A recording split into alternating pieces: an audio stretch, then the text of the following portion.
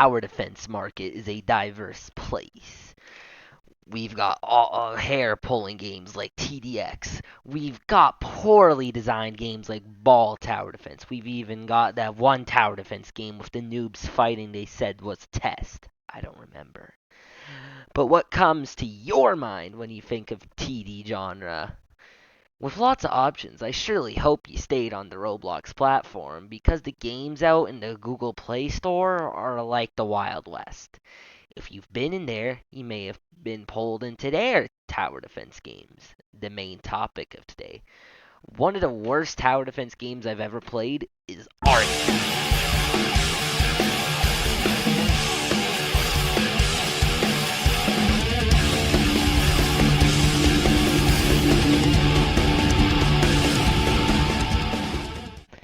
Now first, I want to preface with this video is more of a personal project rather than college level study material. As such, expect some errors, inconsistencies, or whatnot whilst watching. If you are unaware, Arknights is a leading tower defense game in the genre outside of Roblox. It gets around 582,000 players monthly as of recording. Now, you may wonder why in the title of the video I mentioned the worst tower defense game, which, if you guessed this, congratulations. But this is in comparison between another game, which arguably does it in all better in almost every regard. Tower Defense Simulator. Now, TDS as it's called, is similar in nature to the mess of a game we call Arknights. You place guys near the path, your towers, and they shoot. However, the key difference is dimensions and player count per match. Arknights is a 2D tower defense game with very little space to place operators in general, as this is intended to fit a smartphone screen and you run solos. No multiplayer within actual matches themselves. Well, basic friending systems exist. They are purely to check out other users' bases and can offer support units. A special slot that is similar to the hero slot from Bloons Tower Defense 6. Tower Defense Simulator on the right hand, though, is a game that primarily focuses on having multiple people at once, as the game takes place in 3 dimensions and each player can only carry 5 towers at a time. Furthermore, the friending system is far easier, as in Arknights. You must either know the person in real life, say school friend, or you gotta add someone online from another source like Roblox or YouTube or even Twitch, which is unlikely.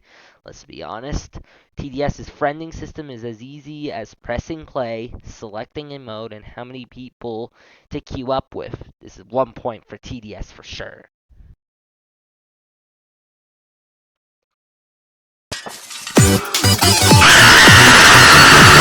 Let's cover actual combat within both Arknights and Tower Defense Simulator. We'll begin with the Crypto Miner looking game. You will be bringing 12 people of your choosing and a potential 13th one if you have any friends to offer you support unit. Now, if you fought placement caps from the Shock and Awe update were bad on TDS, you need to check out how bad these placement caps are. Levels are varying with placement caps, and while in this game it's arguably fair that you can't place everything you have on the board at once, some of these stages are ridiculous. 2-8 gives you 8 placement! And you can't have duplicates of any towers, which I still say is stupid, because while yes, in lore they are real people, not just rigs with rifles, this shouldn't inhibit a player's ability to spam towers down. And the placement cap is rather pointless too, since you can only have one of each character. And like in TDX, your towers can die. What TDX did right is you can instantly replace a tower, whilst in Arknights, there's a 90-second delay if your person dies before replacement. That is atrocious of a placement delay, and this applies too if you sell, or from what the icon suggests, run away? Point is, you'd best have lots of backup characters at your disposal. One more thing I'd like to mention for this segment before speaking on TDS is how you pay for your towers.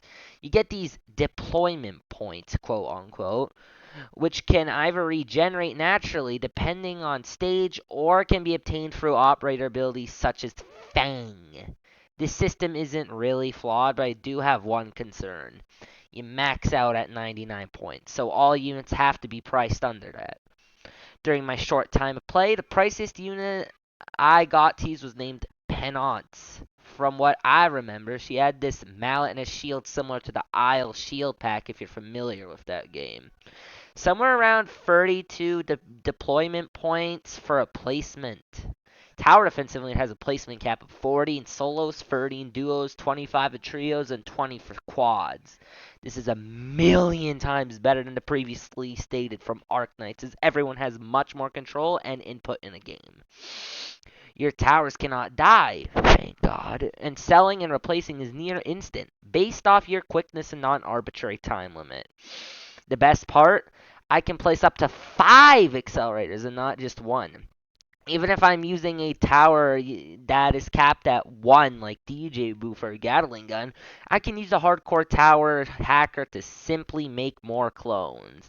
Whilst temporary, they are instantly renewable once they die naturally from the timer, since the ability cooldown is 60 seconds, and if you've maxed out bottom path, each clone lasts 120 seconds. From a strategic standpoint, Arknights would be better, but from a fun standpoint, Tower Defense Simulator is just simply better. About the mercenary pay. Should I swap to Rifleman, guys? No.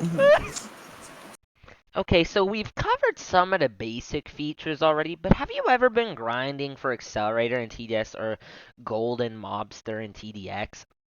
It seems pretty unreasonable to have to grind 100,000 gold for Golden Mobster, who is pretty overpowered, or in TDS, 2,500 gems for a meta tower like Accelerator. But what if I told you that somehow, in somewhere, these grinds are fair in comparison to Arknights? That's right. Tens of hours to collect all hardcore towers in TDS is more reasonable than trying to grab all characters in Arknights. Why? Answer this. Try to guess how many operators in that game. 40, 50, maybe 80 if you're thinking it big. No. The actual answer is 381! That's 6 times more than TDS's current tower amount if we include event towers. While that's already ridiculous enough, the way you go about getting these towers is genuinely so cash grabby and illogical by any standpoint except financial. To get these operators, you must go gambling for them. Now, of course, it isn't called gambling, but it's very close to being so. You must go through the magical process of headhunting, which in reality is just pulling a lever at a slot machine. You can get from standard headhunting a 3-star, the most common, a 4-star, the uncommon tier, tier 5, the rare people, and 6-star, the mythical people, the whopping 2% chance. Difficulty in balancing in a game throughout the story is entirely dependent on your luck. I was lucky enough during my stay in the game to make this video to be extremely lucky, and I pulled 2 6-star people naturally within like 50 tries of the headhunt. However, I can imagine how frustrating it would be to go that much and not even get a 5-star person.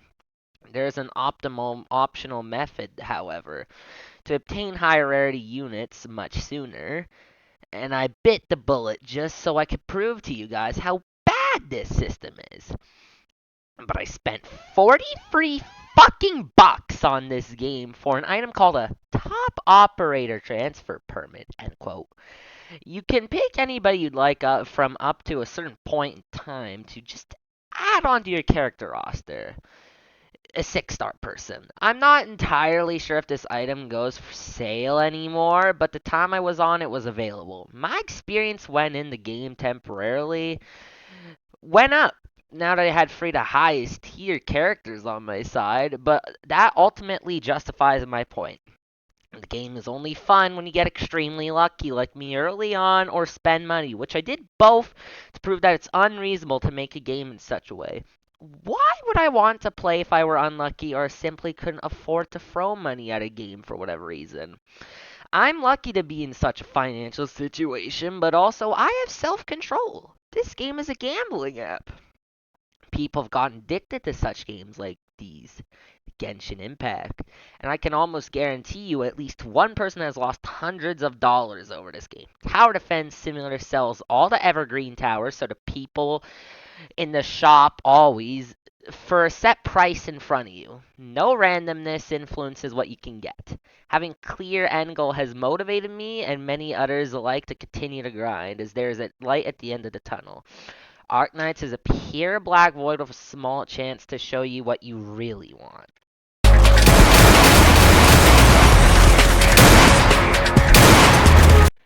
Now that you've heard my side of the story, what is yours? Arknights for me is just a cash grab gambling game disguised as a fun tower defense game that is only fun if you have optimal conditions like me. I can't envision myself playing more of this game. All my time will be dedicated to Tower Defense Simulator in the future for my tower defense fix. I still remember a few years ago my friend Hayden telling me about this game called Arknights and describing it as this perfect game. I put it on the back burner for years till a few months ago. And honestly, I regret playing it, but also don't. Regret because the game is genuinely awful in my personal opinion, but also to certain facts like you can't avoid. But also not regret, as now I have had the opportunity to glaze my favorite game, Tower Defense Simulator, even more, and to practice editing and speaking in general. Don't worry, you're allowed to have your own opinion of both games. I just wanted to be one of the first from such a high level of TDS 1000 experience to speak on this. Please feel free to share your thoughts in the comment section, whether it be agreeable, disagreeable, or pure rage. Thank you for watching. Engineer out.